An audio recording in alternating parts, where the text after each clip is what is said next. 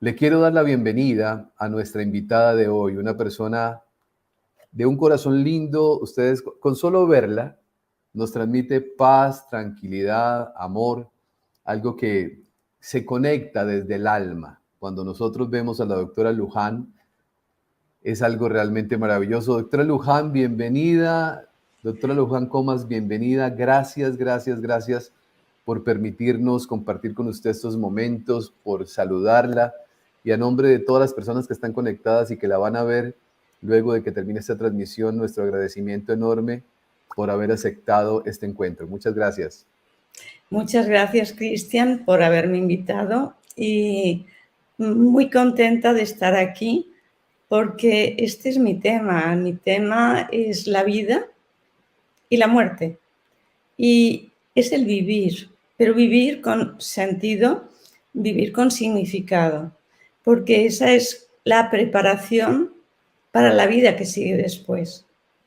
Claro. Usted es médico, anestesióloga, ha reanimado, yo me imagino que durante todo el proceso de su carrera, muchas personas, cuando hablamos de reanimaciones, se pierden signos vitales y entra la doctora Luján Comas, que decía además en una investigación que yo hago previa, que le encantaban esos momentos de reto y de dificultad porque podía servirle a otro ser humano.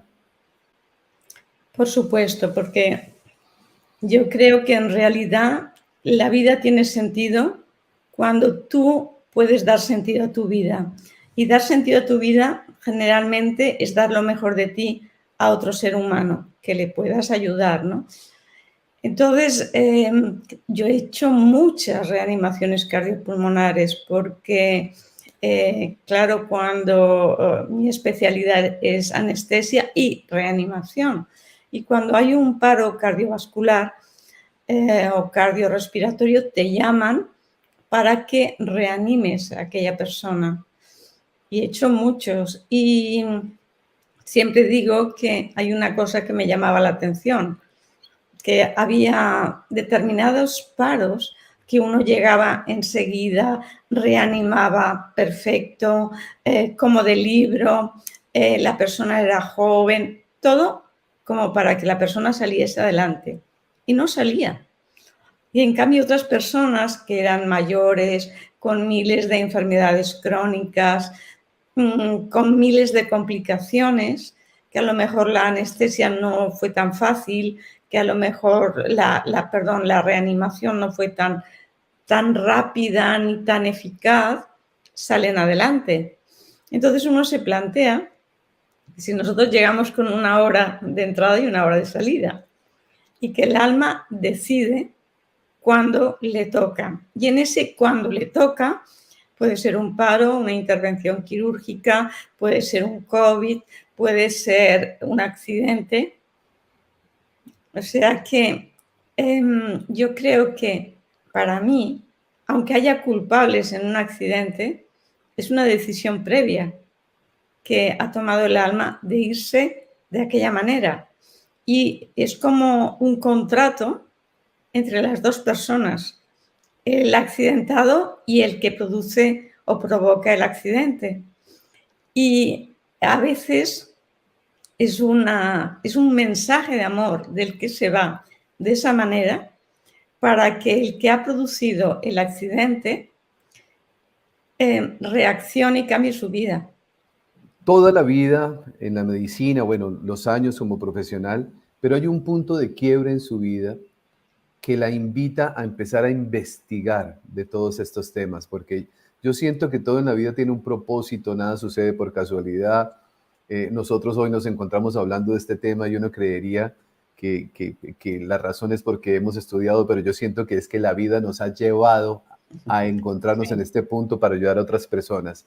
¿Cuál fue ese momento de quiebre en su vida que la llevó a interesarse tanto? Porque estamos hablando de una persona como usted que es de la ciencia médica, cuando el médico dice se murió, hasta luego, ¡pam!, se murió, o sea, con una tranquilidad, pero usted es diferente en el sentido de que llega un momento en que algo sucede que le dice, wow, estoy descubriendo algo más que no me dijeron en la universidad. Bueno, es un momento en el que se unen muchas circunstancias, ¿no? Porque yo ya te digo que por mi profesión estaba con la vida y la muerte continuamente. Y más que hacíamos un tipo de urgencias, yo he estado durante 18 años como anestesista en cirugía cardíaca y hacíamos un tipo de intervenciones en que parábamos absolutamente todo, el corazón, el pulmón, la circulación, los parámetros vitales eran cero. Y aquello te hace replantear una serie de cosas. Pero en mi vida personal, mi marido, mi esposo, que era de Colombia, era médico también, le diagnosticaron un cáncer inoperable, ya muy avanzado y que no había nada que hacer. Entonces aquello me impulsó a estudiar todo lo que había respecto a la muerte para poder hacer el acompañamiento de la mejor manera posible, para poder llevar paz, para poder llevar esperanza. Y me puse a estudiar todo lo que había hasta ese momento, que lo que había todo era experiencias retrospectivas, o sea, no eran estudios científicos como ha habido después, como el del doctor Pim Van Lommel, sino que eran casos que la gente le explicaba a un médico, por ejemplo, hacía una recopilación y publicaba el libro. Eso es lo que se llama estudios retrospectivos. Pero en ese momento, entre eso, el libro tibetano de la muerte, eran otros conceptos de la vida y de la muerte y del más allá.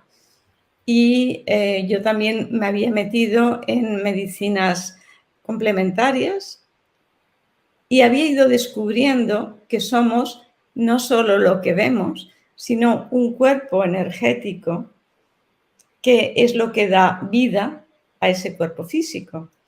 O sea que, como te decía antes, fueron un momento muy determinado, que fue el de la enfermedad de mi esposo, pero se juntaron muchas cosas, porque yo también en mi vida personal, cuando yo nací después de la muerte de una hermanita de 5 años, de 2 abortos tardíos. O sea, en mi casa se ha vivido la muerte desde que yo nací, porque yo recordaba ir al cementerio todas las semanas de muy pequeñita. He vivido la muerte y la vida me ha llevado, porque nunca las circunstancias son casualidades, ¿no? Me ha llevado a que todo lo que he estudiado, todo lo que pude hacer para acompañar en los últimos momentos a mi esposo en ese trance y hacerlo con mucha paz, que pueda servir para otros. Que todo lo que yo he estudiado, que todo lo que me ha interesado y lo he investigado, pueda ayudar a otros en el momento de morir, que para mí es el momento más importante de la vida, sí, pero también para vivir. Y para vivir la vida de otra manera. Y para vivir la vida con un significado. No pasar por la vida, no sé, pienso que no sabemos valorar el regalo que es la vida. No entendemos por qué estamos, no entendemos por qué estamos.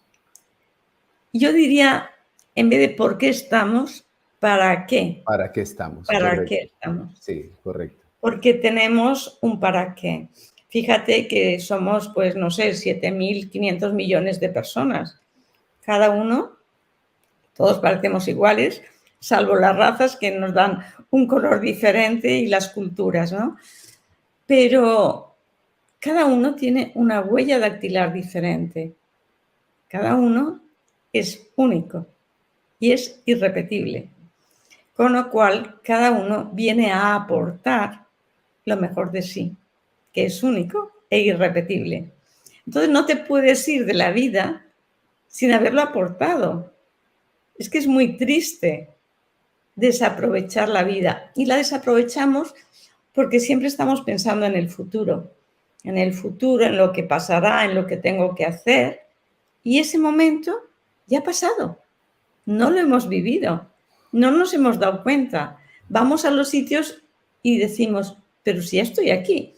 O sea, ¿por dónde he venido? Claro. ¿Qué he hecho? ¿Qué he pensado? No somos conscientes de la vida, sí. Entonces, aportar conciencia a la vida diaria, a nuestros pensamientos, a nuestros sentimientos, a nuestras acciones y aportar que la conciencia sigue después de la muerte del cuerpo físico, pienso que para mí es mi propósito de alma. Cuando viene esa investigación, doctora Luján, producto de que su esposo pues, le dictaminan una enfermedad terminal, ¿qué empieza a descubrir? ¿Qué empieza a descubrir? Porque me imagino yo que ahí viene como esas experiencias que de pronto médicamente o clínicamente se pudieron haber vivido, pero que tal vez no se entendían. Ejemplo, las personas cuando están trascendiendo en su lecho de enfermo, que empiezan a ver y hablar con seres que nadie ve y entonces las personas están ahí, pero cuando uno ya tiene la información, uno dice, ah, está sucediendo esto. Después de usted tener la información, encuentra relación a algo, algunas experiencias vividas o qué va Claro, descubriendo a través de ese camino. claro, ya de entrada, mira, estar más atento a la vida y a la muerte. Cuando uno está más atento, tiene capacidad de ver cosas que si tú no tienes la mente abierta, pasan y ni te has dado cuenta, ni lo has visto.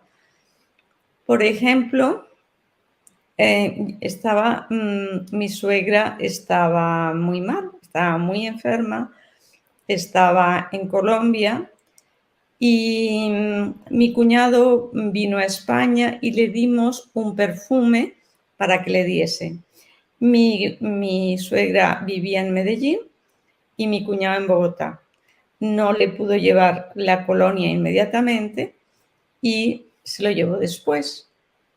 Pues estábamos, y ella estaba en coma, estábamos en casa, estábamos en la habitación, estaba con mi esposo y de repente un olor a una colonia impresionante, pero era tan potente que dije, es que es como si alguien estuviese aquí Sí, y lo olimos los dos. Y yo empecé a abrir los armarios, a oler la ropa, no. El baño que daba a la habitación, no. La terraza abrí y pensé, bueno, a lo mejor el vecino ha salido a la terraza y nos llega. No. Llegó y estuvo con la misma intensidad 1 hora y se fue. Y nos quedamos pues pensando, ¿esto qué es? ¿A qué es viene? Y luego asociamos el olor de la colonia al olor de la colonia del perfume que le habíamos regalado. Y a los pocos días murió. O sea que era como un venir a despedirse. claro. Y luego tú cuando estudias ves que puedes tener información visual, auditiva, puede ser por el olor. Hay muchos tipos de contactos después de que se han ido para decirnos que estamos en un entrelazamiento cuántico, que estamos en una conciencia no local, que el cerebro no es el productor de la conciencia, sino que la conciencia utiliza el cerebro como igual que una televisión, ¿no? Que tienes una antena, capta las ondas electromagnéticas que están en el aire y es capaz con un transmutador, no sé cómo se llamará, pero es capaz de transformar esas ondas electromagnéticas que ha captado en luz, en imagen, en sonido. Pues nuestro cerebro es algo así. Es como una antena, Como un televisor que toma la señal y la traduce para que claro, veamos. para que la entendamos. Claro, Entonces tu cerebro capta esa realidad que está fuera de ti, esa información que está en esa conciencia no local y es capaz de traducirla para que tú la entiendas. claro. Lo que pasa es que muchas veces nuestro cerebro izquierdo, que es el de la lógica, el de la razón, mm, pone muchas cortapisas, porque solo acepta lo que entiende, lo que entra dentro de lo que ya ha aceptado, en cambio lo otro lo rechaza. Si nosotros tenemos una información que entra en nuestro cerebro de 400.000 bits por segundo, el cerebro izquierdo hace una criba y solo permite que entren 2.000, 2.500 bits de información. Claro, a más desarrollado tengamos el cerebro izquierdo en unos parámetros, más cortapisas pondrá. Más estemos en el ser completo con hemisferio izquierdo, hemisferio derecho, a más estemos en meditación, a más estemos en contacto con nuestra esencia, permitimos que no haya esa criba que nos limita. Y esa criba es aprendida en el colegio, en la sociedad, en la familia, y por eso los niños hasta los 7 años tienen esa mente tan amplia. Te hablan de cosas que dices, pero esto, ¿de dónde ha salido, no? Sí. La están saludando de todas partes del mundo. La gente nos está escribiendo aquí desde Argentina, desde España, desde su país. Y hay una pregunta que usted la ha venido respondiendo. Hay un libro que usted escribió en coautoría que se llama ¿Existe la muerte? Y yo le hago esa pregunta, porque hay personas que de pronto, bueno, hemos hablado de varios temas, pero vamos a llevarlo a ese punto donde la gente se está preguntando, ¿hay vida después de la vida? ¿Existe la muerte real? ¿Qué es la muerte? ¿Existe la muerte, doctora Luján? A ver, existe la muerte, pero únicamente la muerte de nuestra parte biológica. Pero es que nosotros no somos una parte biológica únicamente, ¿no? Somos un cuerpo o un campo energético que da vida a esa materia. Ese campo energético se forma antes que la materia. Entonces, es muy fácil de ver, no hace falta entender mucha ciencia. Tú ves, estás hablando con una persona y se muere y tú estás presente. Instantáneamente te das cuenta de que no está ahí, que aquello no es aquella persona, que aquello es un carcasón vacío, no está allí. Entonces, ¿qué quiere decir eso? Que la vida, el campo energético, el alma, como quieras llamarlo, que daba vida a ese cuerpo, ya no está.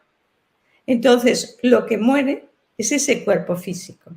Fíjate que tenemos el mismo número de órganos, de aparatos, de sistemas, de glándulas, un cuerpo vivo que un cuerpo muerto, pero uno está vivo y otro no.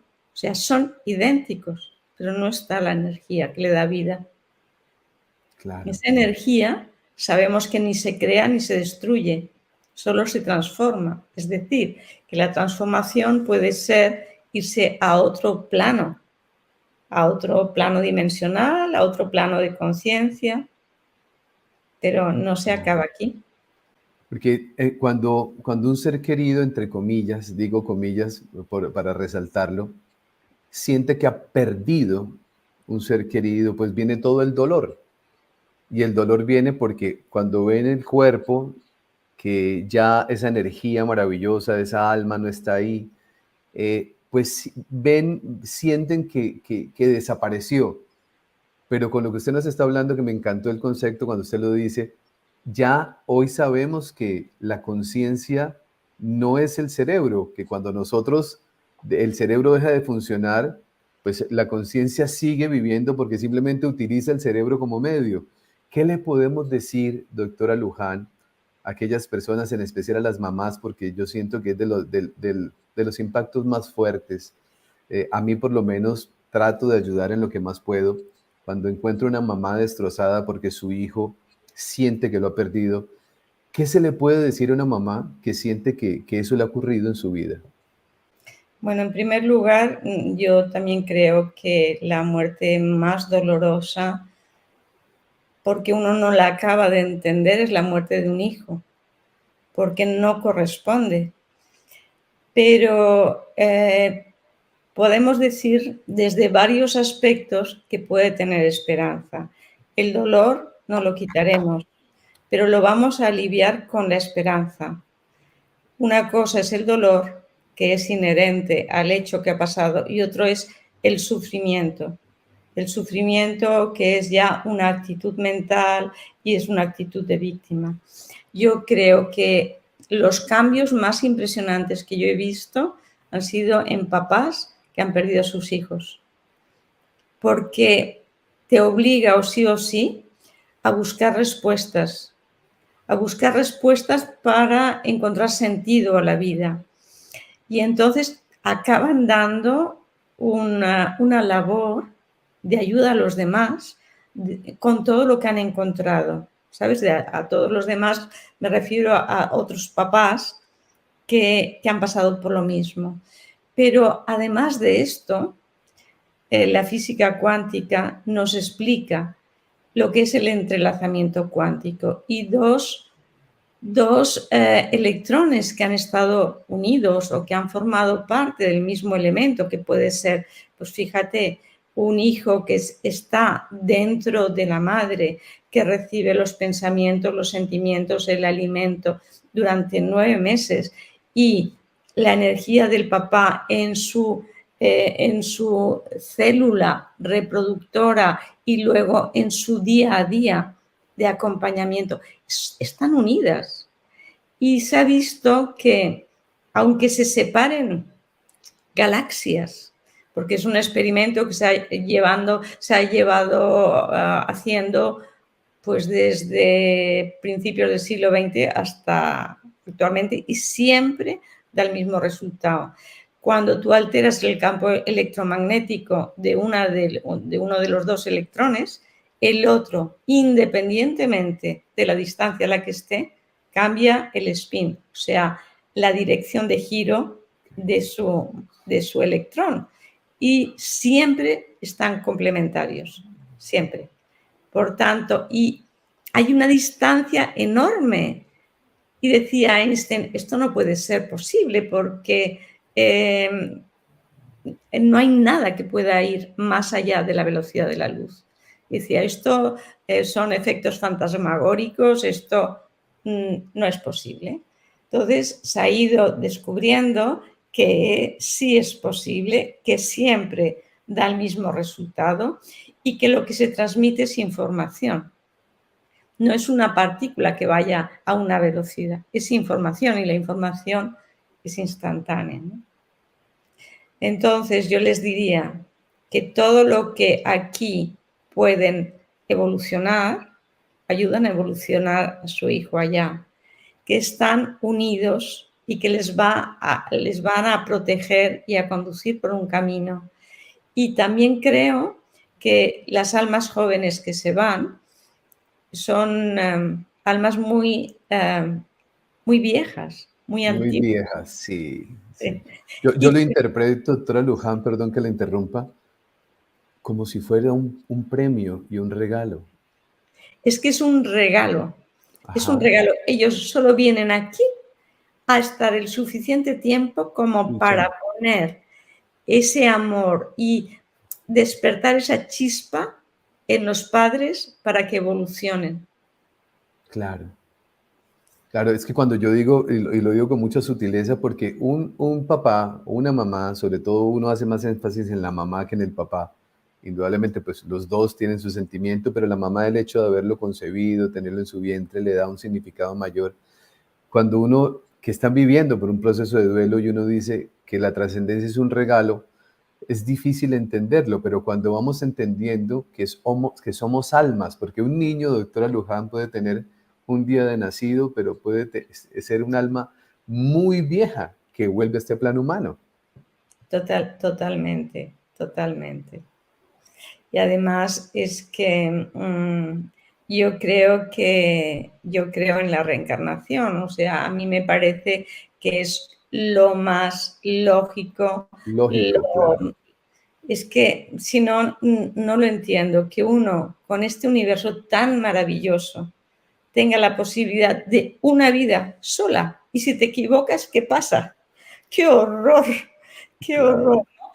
Entonces, como creo que la vida es un camino de evolución de conciencia, creo que vamos evolucionando en cada vida, vamos adquiriendo un nivel superior de conciencia hasta que llegue un momento que ya seamos almas evolucionadas, que no tengamos que volver y que si volvemos es para ayudar a los demás, pero no por aquello que me toca seguir aprendiendo. claro. O sea, venimos ya en un plano mayor, pero a servir, no a aprender, Sí, no como alumnos, sino como sí. maestros.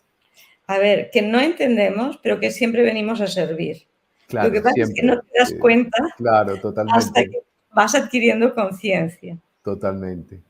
Claro. Doctora Luján, le quiero hacer esta pregunta. A mí me encanta, yo por eso tenía tanto anhelo, porque era un anhelo de poderla tener con nosotros aquí, porque usted a mí me irradia muchas cosas lindas, una paz enorme y una tranquilidad que me conecta mucho.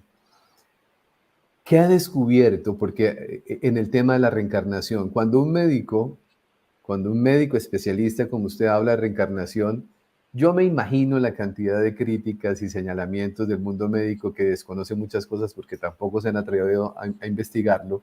Pero, ¿qué sabe usted, qué ha investigado de este tema de la reencarnación?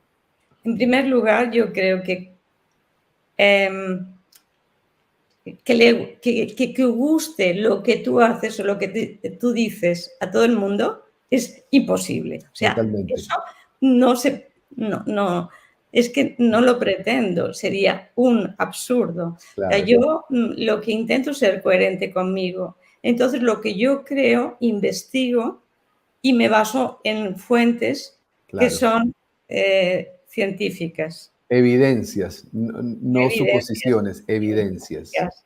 Que habrá otra gente que no crea, que entonces busque evidencias y encontrará lo que busca, porque esa es la física cuántica, que el universo tiene todas las probabilidades, pero en el momento que la conciencia observa, estás colapsando y materializando aquello.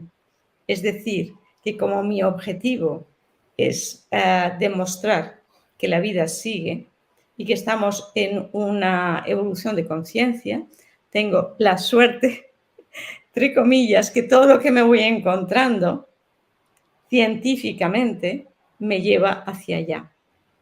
Y yo creo que el verdadero científico es el que, aunque no crea aquello, investiga, Claro, porque lo que no se puede decir es que no ocurre. Es que claro, está ocurriendo. Las experiencias cercanas a la muerte están ocurriendo y van en contra de lo que nos han enseñado en la facultad, de que el cerebro es productor de conciencia, que cuando uno muere se muere todo, ya no existe nada más. Pero hay estudios científicos muy importantes de existencia después de la vida en otro cuerpo. Sobre todo hay una investigación de la Universidad de Virginia de un psiquiatra, el doctor Ian Jan Stevenson. Stevenson, que investigó 3.000 casos. Muchos eran de India y de lugares donde su religión es más proclive a ello, pero es que también de Europa y también de otras culturas. Y ocurren, y son cosas que uno no puedes decir que no, no sabes cómo ocurre, porque es imposible que una persona, un niño te diga, yo viví aquí, en esta casa, cuando es un país que está de turismo. Yo viví en esta casa, Sí. aquí guardé mi juguete en tal sitio, van a la casa, miran y buscan y encuentran el juguete. O sea, hay muchos casos muy espectaculares. Pues esa investigación del doctor Ian Stevenson ha sido sorprendente porque he mirado los documentales y he indagado, he investigado y he tratado de leer sus libros también y nos deja perfectamente claro, aunque no lo declaran como tal de reencarnación porque, bueno, están en el proceso de la evidencia, ¿no? Que yo siento que esta evidencia, doctora Luján, un día se tiene que volver ciencia. Y yo creo que un día, si esta charla que tenemos los dos se hiciera, creo yo, eso es lo que yo siento, en 200 años adelante ya no tendrá sentido porque creo que en este tiempo estamos despertando. No sé si usted lo ve de la misma manera. Totalmente. Para mí es el mejor momento de la humanidad hasta la fecha. Que luego vendrán mejores momentos. Pero yo creo que ahora es muy importante porque nos damos cuenta de que somos co-creadores, de que tenemos una responsabilidad, que tenemos un poder. Antes es como si todo, la culpa era de fuera. Todo era del que mandaba, del tu jefe. No, ahora te das cuenta que no, y que depende de cómo tú vivas, de lo que piensas y de lo que sientas, no se queda en ti, eso se extiende a tu alrededor. Y tenemos lo que hemos explicado antes de física cuántica, del entrelazamiento cuántico, nada se queda en nosotros, porque parece que yo puedo permitirme los pensamientos más horrorosos, pero como nadie se entera, pues no es así. Estamos sembrando de basura el espacio y esa basura se queda como energía ahí. Y cualquier otra persona con esa antena puede recoger esa basura y dices, encima no es ni mía. Bien lo decía hace unos minutos atrás, doctora Luján, que aquí va al llamado a la reflexión. Usted decía que nosotros, una sola vida no sería suficiente ni justo porque cometemos errores. Claro. Entonces quedaríamos, es como el que pierde un examen en la universidad y dice, ya lo perdió, no tiene derecho A a seguir pasar, ¿no? estudiando. Y Pero es resulta que cuando usted hace el análisis y que estoy completamente conectado con lo mismo, pues venimos a la siguiente vida, supongo, creo que a corregir esos errores, a continuar con la vida. claro. Doctora Luján, ¿por qué la inmensa mayoría de las personas están muy interesadas en el más allá, pero no les importa nada lo que están viviendo en el momento actual? Bueno, eso es ignorancia para mí. Es que siempre buscamos afuera. Las respuestas siempre están adentro. Lo que pasa es que muchas veces lo de afuera te hace pensar y despierta el interior. O sea, no vamos a negarlo ni vamos a rechazarlo, pero realmente el cambio es interior. Pero a veces nos vamos aferrando en cosas porque resuenan con algo que yo pienso de alguna manera, aunque yo crea que no pienso eso. Si no pensase eso, no resonaría conmigo. Si resuena, es que está en mí. O sea, hay algo en mí que me llama la atención lo de afuera. ¿Por qué? Pues porque ya tengo el conocimiento. Entonces voy buscando fuera y luego te das cuenta que fuera es un despertar, pero que el verdadero despertar es adentro. Si quieres que se mantenga, es adentro. Lo otro es como un vestido que te pones y te lo puedes cambiar. Claro. Usted decía una palabra, doctora Luján, co-creadores. Nosotros somos co-creadores. Es decir, la vida que estamos viviendo la hemos creado nosotros mismos, Sí, sí, sí, sí, sí. pero no somos conscientes. Además de que no somos conscientes, estamos culpando a todo el mundo. Pero a ver, esto es una cosa que muy extendida. Siempre la culpa es del otro. Siempre. Sí. Siempre la culpa es del otro. Puede ser el del tiempo, puede ser de mi jefe, puede ser de mi pareja. Siempre la culpa del gobierno.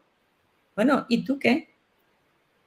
Porque suponiendo que el culpable sea el de fuera, ¿tú es que has perdido tu libertad? ¿Tú no tienes capacidad de decisión? ¿Tú no tienes capacidad de, si no me gusta, lo puedo cambiar?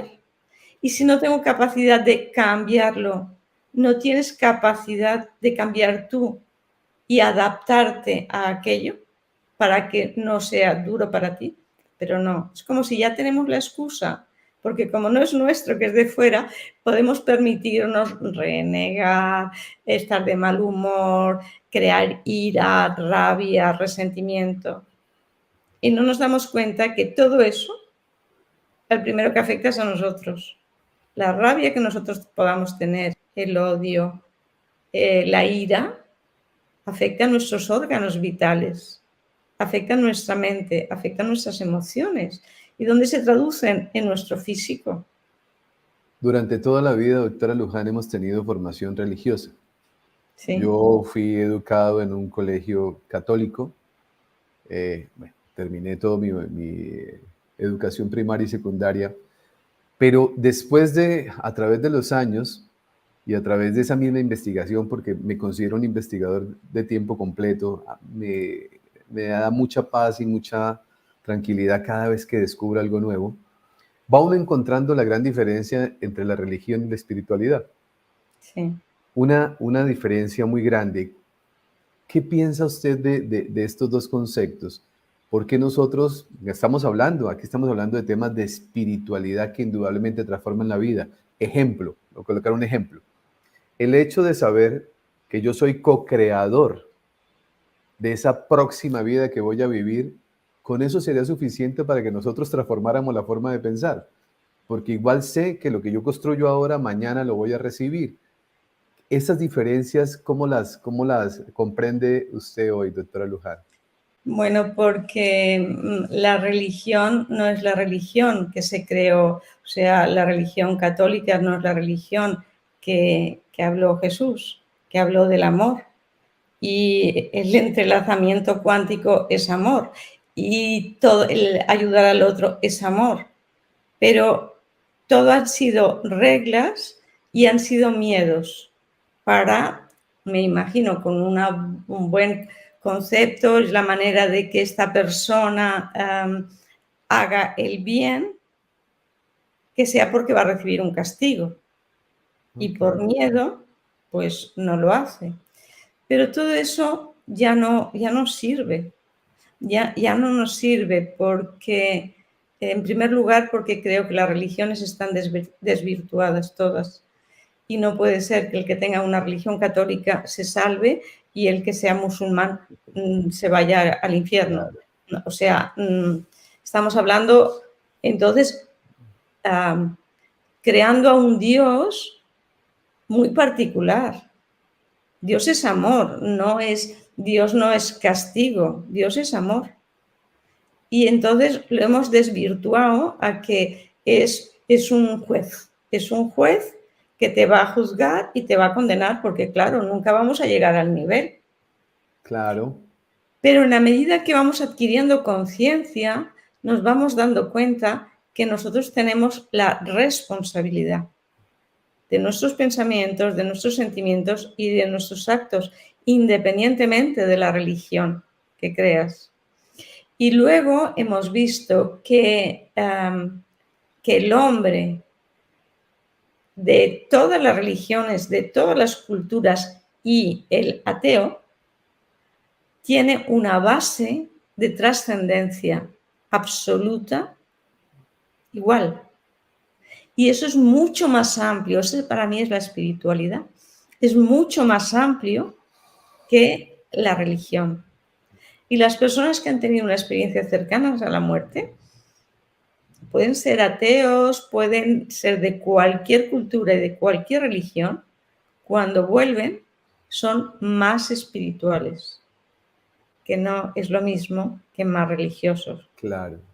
La religión son normas, la espiritualidad es algo que nos une a todos, es algo que lo que tú hagas sabes que le va a ir bien a la otra persona o mal. Entonces tienes la Claro, responsabilidad de no hacerlo, pero no por un premio y un castigo, que es en lo que se han acabado de hacer las religiones, pero a lo mejor era la manera que tenían porque el hombre no había adquirido el desarrollo de conciencia suficiente.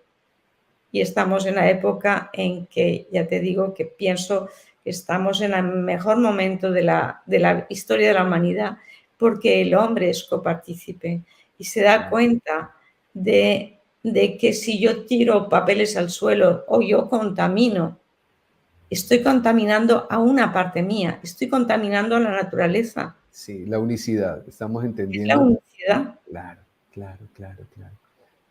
que nos cuesta tanto trabajo entenderlo, ¿no? Porque, doctora Luján, lo que usted dice es maravilloso. O sea, estamos en ese momento donde vamos poco a poco comprendiendo que el otro me debe interesar porque el otro también hace parte mía. Es que además venimos aquí a aprender a ser seres humanos, Claro, a ser una sola humanidad, independientemente de la religión, de las culturas, de todo. Somos todos hermanos. Y eso que estaba en el principio de las religiones, te lo explica la física cuántica. O sea que para mí, las personas más místicas en este momento son los físicos cuánticos, claro, porque te hablan de Dios como el principio de causalidad, es la causa una.